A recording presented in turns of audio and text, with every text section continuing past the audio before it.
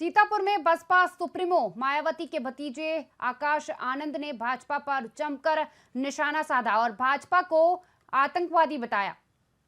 उन्होंने कहा कि भाजपा सरकार बुलडोजर सरकार नहीं बल्कि आतंकवादी सरकार है।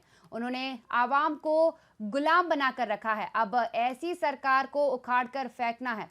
आकाश ने आगे कहा कि जो सरकार रोजगार और पढ़ाई नहीं दे सकती है उसे सत्ता में रहने का कोई हक नहीं है। अगर ऐसे लोग आपके बीच वोट मांगने आते हैं तो जूता निकालकर रेडी रख लीजिए। वोट की जगह जूता मारने का वक्त आ गया है, जिसे लेकर के एसपी चक्रेश मिश्रा ने आकाश आनंद पर आचार संहिता उल्लंघन का केस दर्ज किया है।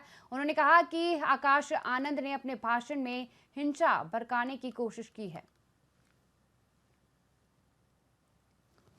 दूसरी ओर क्या चल रहा थाना कोतवाली नगर जनपद सीतापुर के अंतर्गत आज एक राजनीतिक दल के द्वारा एक चुनावी रैली की अनुमति ली गई थी।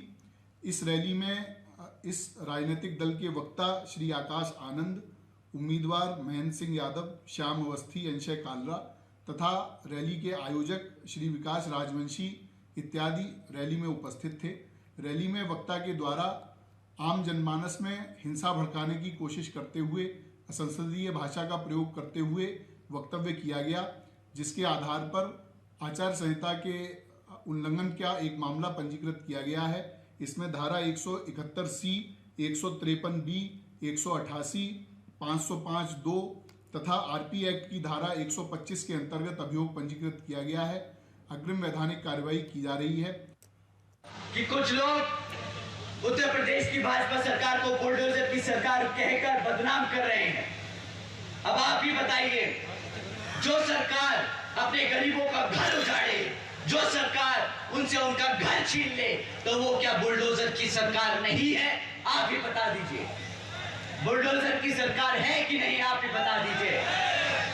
साथियों, ये बुलडोजर की सरकार पर आदरणीय प्रधानमंत्री जी ने कहा था कि नहीं, वो बुलडोजर की सरकार नहीं है।